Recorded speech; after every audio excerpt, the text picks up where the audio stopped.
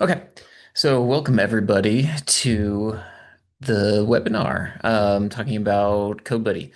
So first off, I would like to introduce you to RIDE, which is our ridiculously integrated development environment. So from here, we have some different projects. To create a new project is pretty simple. You just create a name, so demo app, give it a description. This is for a demo. Password, it'll create a project. We'll go back. Anyway, create a project. What's cool about it is as you go through, it'll create your database project, and then it'll set up all of your in cloud environments, everything that you need to get up and running. I have a little pre-baked app in the oven here that I will go over with you guys. So as you go in, this was my idea for like a stoicism journaling app. So every day I go to ChatGPT. I'll throw it on over here where you can just ask ChatGPT for a stoic quote. Everything happens as it should, and you observe carefully, and you will find this to be so. Marcus Aurelius's Book 4, Meditation 40.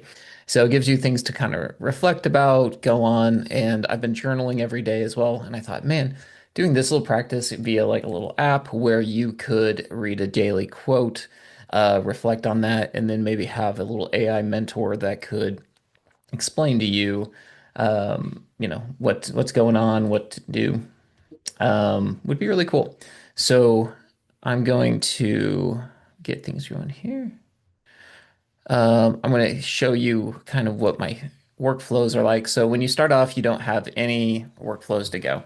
So you just message the app, describe to it what you're looking to do. I have some pre-baked ones here, but first we can just talk to the AI. So, hello, what can I do? From here, this is kind of like having a code buddy sitting right beside you, but rather than a human, it is an AI and it knows everything about everything. And so it will really help you take whatever idea that you have in your head and put that into the world. And so that can be built into software.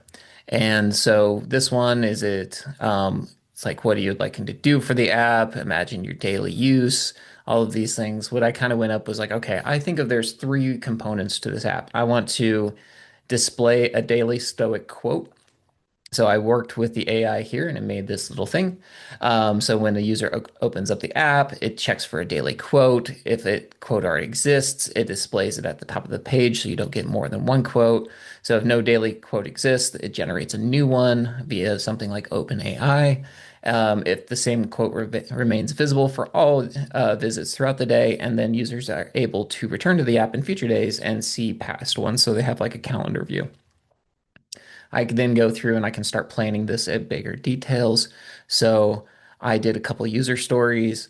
Like as a user, I want to visit a homepage so that I can read my daily quote. Oh, I misspelled that. I should save that there. Save. As a user, I want to reflect on that daily quote so I can be journaling. All these things are really nice because what it does is it breaks things down into workflows, user types, and definitions. One of the challenges you have when you build software, especially when you're building with the team, is not everyone understands everything the exactly same way. So, what a definition for a user might be could be different from the person who is trying to lead the project to the person who's actually building it. So, with our tools, what we've been trying to do is I just want to make sure that the chat's here. Sorry for everything.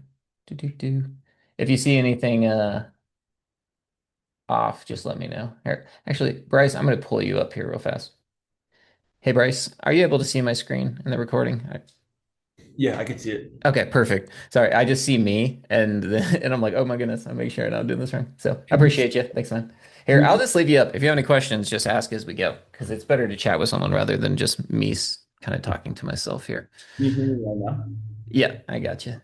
You see that Uh, I'm recording my Fathom AI opened up accidentally. oh, that's okay. You should Oh, be all fine. right. Okay. Yeah. So one of the challenges we've seen is like you're wanting to build software, you have a vision in your head. how do you actually get that out so a developer, whether that be human or an AI, can actually bring your vision to life? So what's really awesome about this planning tools is that the AI will just ask constant amount of clarifying questions to help coax whatever you want. It'll give you suggestions, it'll want to work, and it really helps you build these definitions, user types, so who's going to be using it, like a user and administrator, and breaking down these workflows. So I kind of built this first one already, and then we can go through this second one here. So, and this is the journaling portion. So at the workflow we came up with is a user is presented with a journaling text. It supports two options. The user may write on a big page, or it may suggest some AI prompts to help coax those out of you.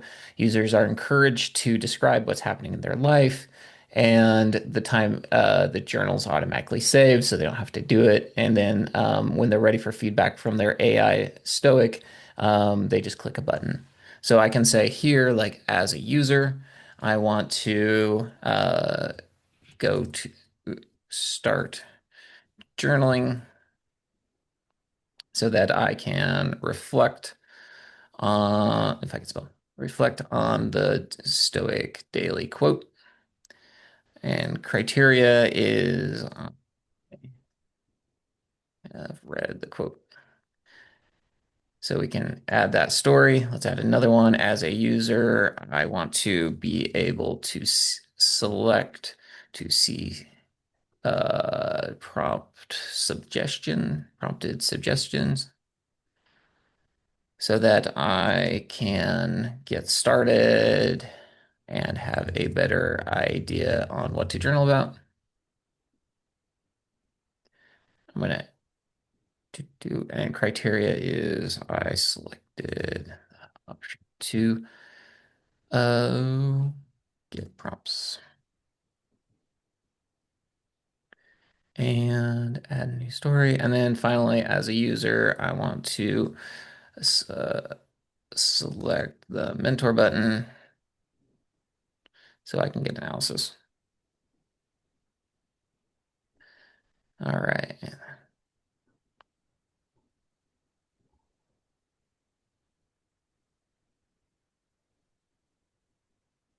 The journal. All right, so we got three like little user stories. In here, this is where you can get a little technical, and we're actually going to be adding in more of an AI coaching to these. When it comes to building software, you have things like contracts, engines, stores, views, components, managers, all of these things that are kind of the structure or the scaffolding of the application themselves. So if you are a more technical user, you can create these all yourself. We're going to be working with expanding to where if you're a user such as myself who isn't a full stack developer, you will be able to define that with the help of the AI.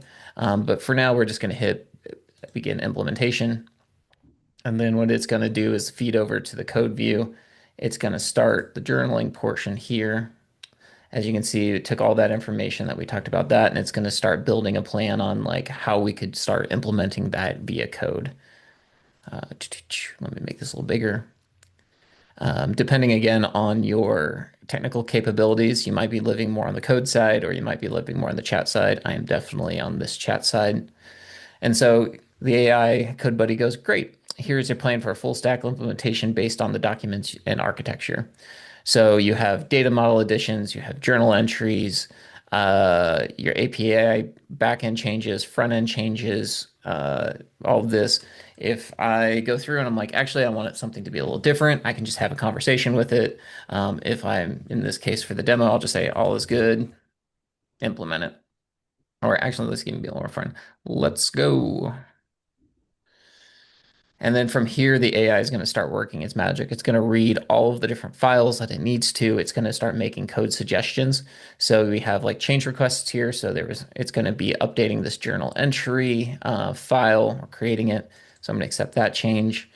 I have the ability, again, based on my technical ability to see what it's doing, make suggestions, make changes, just like if I was a tech lead getting this stuff from a junior engineer.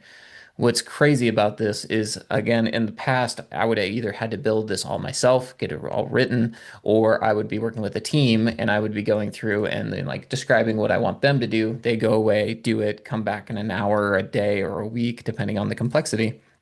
and give me a change request in the same fashion, I can act the exact same way I would with them, but instead of taking all that time, make it happen just extremely quickly. So I'm just going to kind of fly through these as purpose of the demo. And real quick to jump in, I jumped Yeah. in 6 minutes late. Can you, long story short, me what you're building real quick? Yeah. So this is just a fun little stoicism journaling app.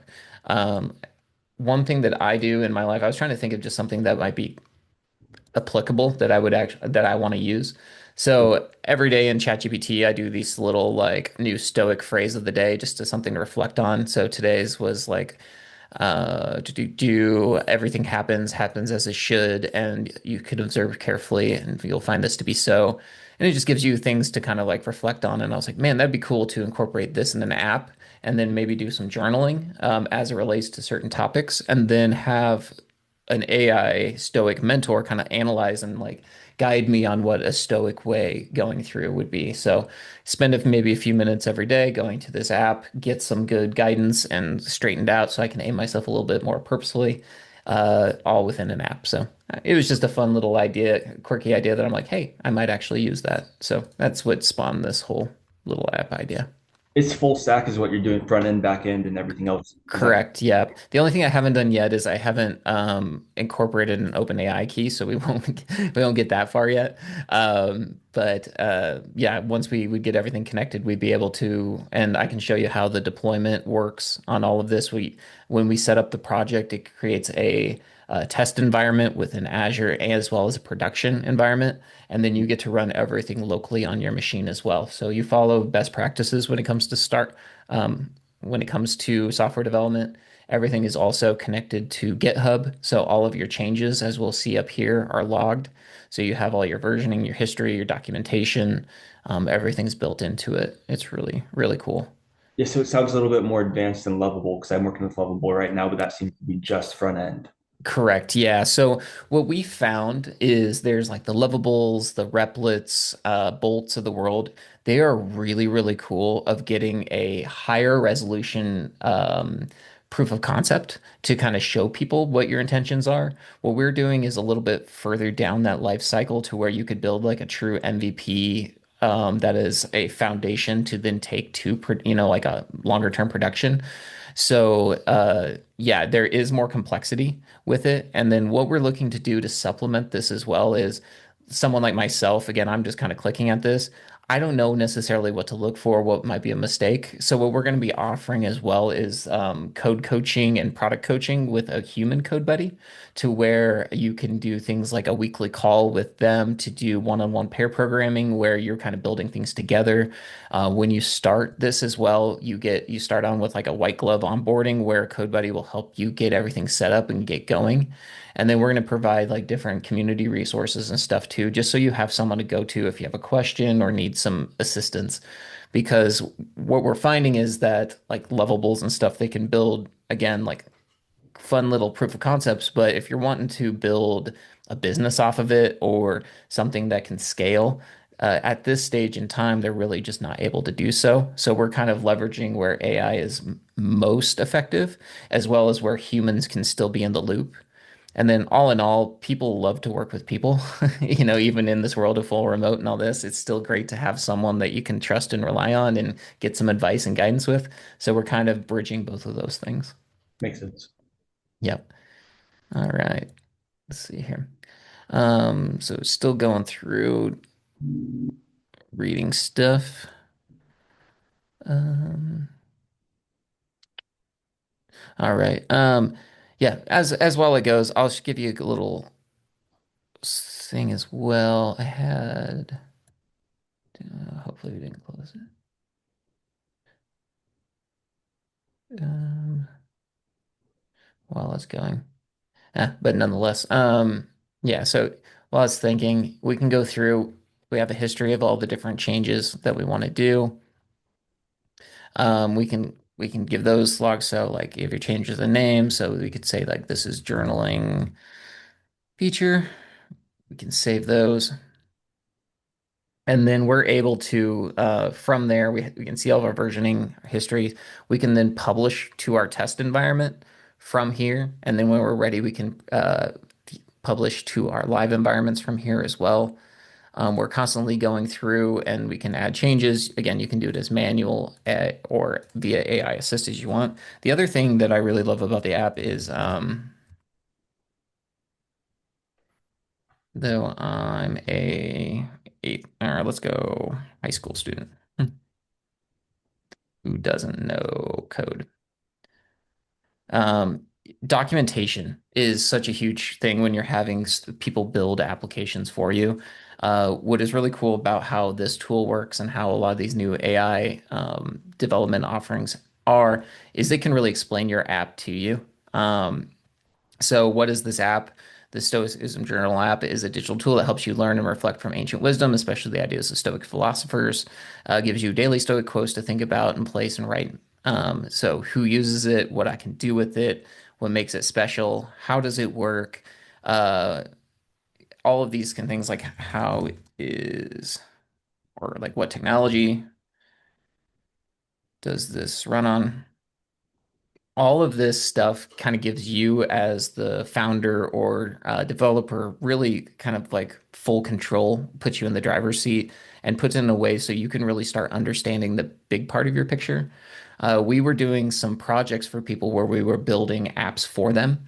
And while that worked really great because our developers could use tools like this and build much faster and much cheaper, what we found was that founders that weren't developers themselves, they would receive their MVP or they'd get their software and they're like, okay, what do I do with it? It was completely, they couldn't see behind the curtain. They didn't understand how things worked. They really couldn't make changes or maintain, and they were completely reliant on the developer. So as this tech is getting better and better, we've really kind of shifted focus around instead of building things for people, building things with people. And then they're in the driver's seat that whole time, really making those decisions. They're the ones with the idea, they're the ones with that vision in their head. And we're just kind of building the tools and services that allow them to do that more effectively. But you can see here, like this is, the front end is built off of React with TypeScript, Material UI. The back end is .NET. Databases via Supabase, architecture. It kind of shows you all of those pieces. And then again, you can just keep asking questions. You can keep diving down so you get a better and better understanding of like how this app actually works, how it's built. And then the biggest thing too is then you can just kind of follow these workflows, get help as you need, and then really start deploying, your first versions in an app within a day to a week compared to again what would have taken significantly more time. All it again at a much higher quality and foundation than you can via like some other services. Again, like Bryce, you said those lovables and stuff like that. Did you find that working with the customer just shortened the production time, but also increased the value of the customer because they found that, or you get returning customers working alongside each other? Yeah, that's a great point. Yeah, so the more involved the customer can be, the more trust you build, that more social, if I could speak, social capital that you get from it, and then the more bought in. So again, they're truly a part of the whole process. And then Mhm. what we're looking at doing as well is kind of building more and more of a community aspect. So where you get a bunch of founders building together, as well as access to the code buddies, so that everyone's kind of that whole rising tide raises all ships type situation. Gotcha. hmm So yeah, I mean that's kind of the main gist of the app. Again, there's not too much to show at this time because I literally was putting this together as of 2 o'clock, so a little over an hour ago, just kind of going through workflows. But what I'm going to do continuously through this is again, just kind of refine what those workflows and user stories are going to be. And then I can feed that into the AI and then just start kind of having it build stuff. And then my next step would be I would book a call with my code buddy. In this case, it's Jimmy has been working with me, or Devin's been working with me, and then we just kind of go through, make sure that I have everything set up as I need. So I'm the right at this step. I have everything like solid, and then we can kind of build a game plan. Okay, what's the next thing? Should I start making the UI UX more effective? Of course, I need to connect like my OpenAI key so I can get this running, and then within a few meetings, within a few steps, there I can then hopefully take this to a place where I can share it with the world, and get some actual feedback. And that's really where the power comes is like getting it in front of potential users, getting usability testing, getting honest feedback, and then just iterating based off that. And again, what's great about this is I can change these workflows based off of what's needed. I can make any changes. I can make updates, or if I find no one actually likes what I'm doing, I can completely scrap this project and then I can start another one. And what's really cool about our system, because we're building off of what we call a starter kit, which is a solid boilerplate foundation for everything that we've kind of trained this AI and the system off of. I don't have all that context switching that I would have if I was building everything from scratch. So I can kind of kickstart from each little point, and that helps me work on multiple apps at the same time. We've seen developers, like including our own team, that are able to kind of build up their own stuff as well as work on client projects or multiple projects at the same time without having all of that heavy load of figuring out, like, okay, how is this set up and how is the architecture on this one? What is going on with this one? It's all very simple. So it just allows you to, again, build much faster and get those ideas out of your head. What would I, as a customer, pay for that one-on-one time frame to So, conversion? yeah, perfect question. I swear you're not a plant, Bryce, but you're acting like one, so I love it. Yeah, so let me pull up our website real fast. So we're figuring out pricing right now, just what offerings are going to be most effective. Oops, do that. Oh, So for the what record, I am not a plant. Yeah, for the record, he's not. Um, yeah, so we've been looking at kind of like a boot camp type situation where you would get access to the tools. You would get weekly sessions with a code buddy, which are like 2 hour one-on-one sessions. You get your one-on-one onboarding where, we would help you get completely set up and rolling. We're going to be doing some deep dive webinars as well, less sales pitchy and more actually like discussing specific topics and roadblocks and issues. And then we're going to be building all sorts of like community tools as well. And then looking at bringing back some other really cool stuff, like when we had code kits, we had like a library of reusable features and things that so you don't have to develop them from scratch. All of those things we're looking at roughly like 2,500 bucks, which is a quarter of the cost of what we were building MVPs with clients over the last 6 months, and which was, I think, about 20, it was at least probably a quarter of the cost on what they would have spent through traditional development. So, I mean, like the price on these is just going down and down. Yeah, if you would have told me 2 years ago that I could build, an entire software or probably multiple pieces of software for $2,500, wouldn't have believed it. So that's kind of the pricing we're looking at right now. Yeah, good value. Mhm. Yeah. Any other questions that I can answer for you on this kind of stuff? If I did want to start today, would I be able to? Oh yeah, absolutely. If you're ready to rock and roll, all you do right now, you just talk to me and we can get you set up and running. We'd get you assigned a code buddy from our team. They would get everything ready to start onboarding you, set up your weekly sessions, get you rocking and rolling, and hopefully have you as a show, a showcase piece on the website here as quick as possible. That's Yeah, the ultimate goal.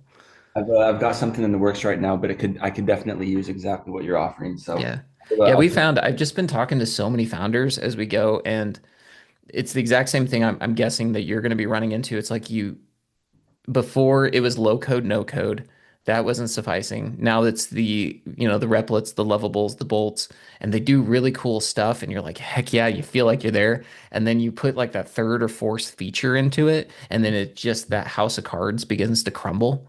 And so what we're thinking is like, again, if it is, just some like silly, fun little proof of concept, those things are amazing. But if you're wanting to build a serious piece of software and it's going to need to scale over time, it's like this is the place where we're like, this is the problem we're solving. And we give you access to people to really help guide you along the way. So if you do kind of take a misstep or you accidentally, are going to leave something exposed, you can have someone kind of double checking you or working with you or giving you new perspectives on stuff, and it just gets you much further. Yeah. Last question for you. So let's say we Yeah. create a product. Essentially, the 2,500 that I'd be paying for is for the guidance and the creation of the product, but you guys aren't running the back end system on yours once the product is developed, correct? Correct. Yeah, everything's done in your own resources, and we actually help you in the platform itself get those things set up. So you would use how we have it structured right now is via Supabase for your database. We use Azure for cloud hosting, and then you would have your own GitHub for versioning control. And we have little videos on how to set those up. But even during your onboarding, we would walk you through like, okay, these are the levels of plans that you need for those, like a pay-as-you-go system with Azure, or you want to be on a team plan with GitHub and help you get those all set up. And then they're completely in your own environments. If you ever did like, you get things built and you're like, okay, I don't need to use Ride anymore because I'm set, it's all your own code, it's all your own stuff. It's ready to rock and roll there. Um, and then yeah, it's all on production enterprise grade cloud resources too. So hopefully, inevitably, you pop off, you have all the resources that you need. You're not completely like limited off of someone else's hosting platform. Okay, makes sense. Last question, sorry, top of mind. Yeah. Is the maintenance on something like that? So we launch a product, or I launch a product for me and my team. What is the ongoing maintenance for non-technical founders? Is that something you guys offer? So again, we would do part of those like coaching sessions to kind of help you with certain stuff there. But again, you would run your own environments and own all your own environments. So I mean, for the most part, you just pay your cloud resource costs, which I think um, I don't know, is maybe like $80 a month or something like that. It's not bad between all the different pieces. Again, it really depends on your consumption though. If you're doing more advanced stuff like a bunch of AI and the token costs, I mean, costs will vary, but it's when you're doing like your initial build, it's really accessible. And then for us, you would just pay for, like again, however many sessions. And we kind of like the idea of like a de-escalating pricing plan. So, at the beginning, you need a lot more hand holding, because you're up and running and you're getting, getting your feet under you. But as you go through like the boot camp, we have kind of our growth plan, which is actually cheaper. So then you can do things like a monthly meeting with a code buddy and just a la carte if you need, or like just the tools and then completely a la carte on the meeting portion. So again, your costs will go down over time, which is nice, where probably your costs as your team would start to grow would increase. So you can rely less on a code buddy and more on your internal team as you bring on developers or different things like that internally. Makes sense. Cool. Looks great. Yeah. So yeah, that's the platform. If you're interested, Bryce, like I said, I'll connect up with you and just to catch up and see what's going on. But if Okay. anyone else is interested and wants to do, just shoot me an email, tanner@codebuddy.com. We can talk one-on-one, get you even a little bit more in depth on the platform, into the services, anything that we need.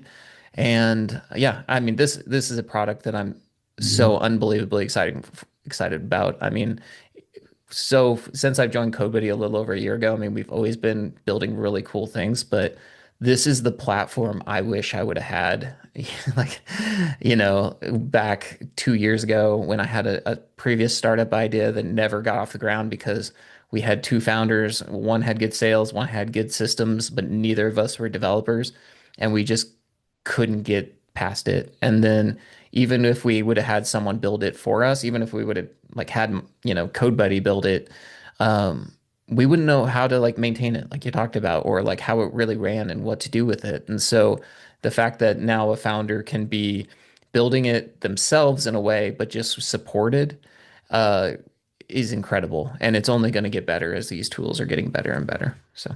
All right, guys. Well, thank you for the few people who attended. I'm really excited to actually do webinars and have people show up. So we will see everybody next time. Like I said, reach out. And we do these every Tuesday, 3 o'clock Central Time. So join up if you want to see new stuff. I'm going to try to have somewhat of a new app every week, just so I can get my feet under me and have some fun new things to showcase. So we'll see everybody next time. Bye bye.